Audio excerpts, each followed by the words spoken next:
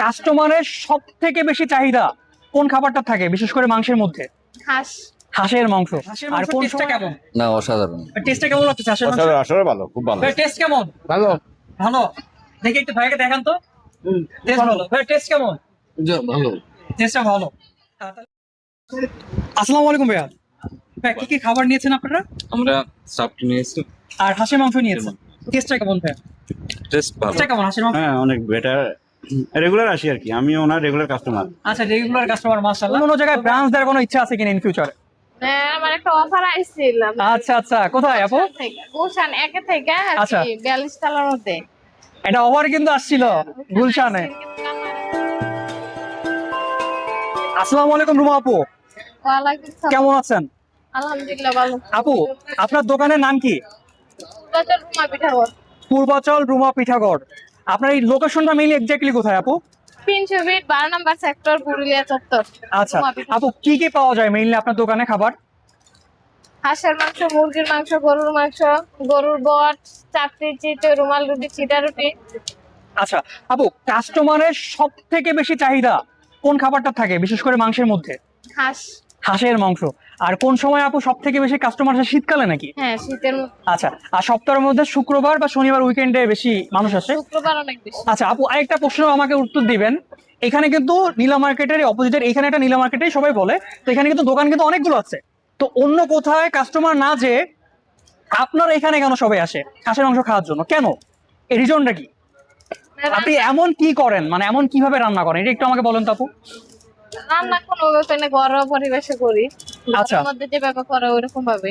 অনেকে বলে যে আপনার হাতের রান্না, মায়ের হাতের রান্নাটা ফিল পায় বা হচ্ছে সেই টেস্টটা পায়, মানে এটা আপনি এমন কোনো কি সিক্রেট কোনো মশলা ব্যবহার করেন না কি, এটা একটু আমাকে বুঝান তো। না, আমার কোনো সিক্রেট মশলা নাই, ঘরের মধ্যে যেভাবে রান্না করে। আচ্ছা ওইভাবেই।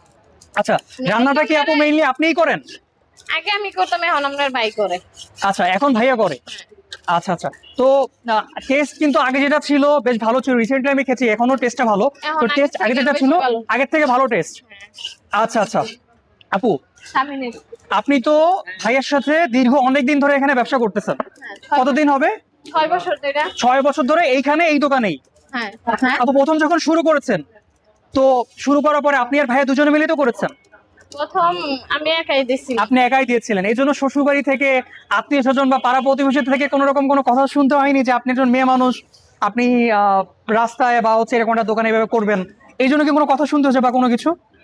এমনি কে কাছে কথা শুনি নাই, কিন্তু আপনার ভাই ওই সময় রাজি ছিল না। ভাইয়া রাজি ছিল না? ভাইয়াকে আমরা একটা দেখা মানে ভিডিওতে, ভাইয়া রাজি ছিল না। আজকে এই রেস্টুরেন্ট বা দোকান বা হোটেল যেটাই বলবো না কেন, এটা লিড করতেছে কিন্তু ভাইয়া। এখন আপু, সেদিন আপনাদের এখানে তো একটা ব্রাঞ্চ আছে, ইন ফিউচারে আপনাদের রুমা পিঠাগড় পূর্বাচলের বাইরে ধানমন্ডি, মোহাম্মদপুর, মিরপুর অনেক জায়গায় কিন্তু ফুডের খুব ভালো একটা রিকোয়ারমেন্ট আছে। তা আপনার ফুডের কোয়ালিটি যেহেতু ভালো, কাস্টমারের অনেক ভালো ফিডব্যাক আছে, ভালো হচ্ছে রিকোয়ারমেন্ট আছে কাস্টমারের, অন্য জায়গায় ব্রাঞ্চ দেওয়ার কোনো ইচ্ছা আছে কিনা ইন ফিউচারে? হ্যাঁ, আমার একটা অফার আইছিল। আচ্ছা আচ্ছা, কোথায় আপু? গুলশান একে থেকে আচ্ছা। 42 তলার মধ্যে।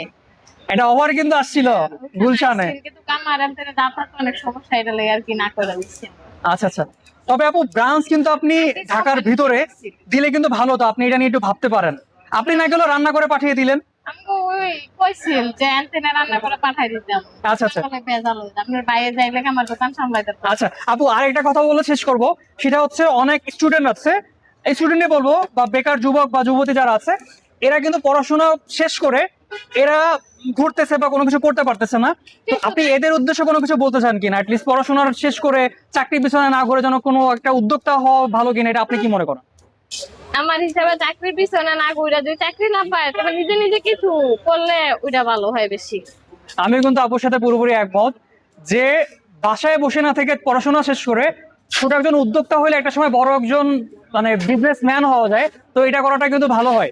বা ইভেনচুয়ালি এটাই বলতে চাই, আপুর হাতের রান্না কেমন বা হচ্ছে এখানে যে খাবারগুলো যা আছে, রিসেন্টলি ভাইয়া রান্না করতেছে হাঁসের মাংস থেকে বিভিন্ন ধরনের মাংস আছে, তো আপনারা এসে এখানে খেয়ে দেখতে পারেন আসলে টেস্টটা কেমন। যদি ভালো হয় ফিডব্যাক দিবেন, যদি ভালো না হয় সেটার জন্য তারা তো আছেরই, কিন্তু গ্যারান্টি আমি দিব না, গ্যারান্টি ইনশাল্লাহ তারাই দিবে, খাবারের কোয়ালিটি ইনশাল্লাহ ভালো হবে। তো আপনারা ইনশাল্লাহ আসতে পারেন, আশা করি খাবার আপনাদের খুব ভালো লাগবে। সবাই ভালো থাকবেন, চ্যানেল এবং পেজকে সাবস্ক্রিপশন করে সাথেই থাকবেন।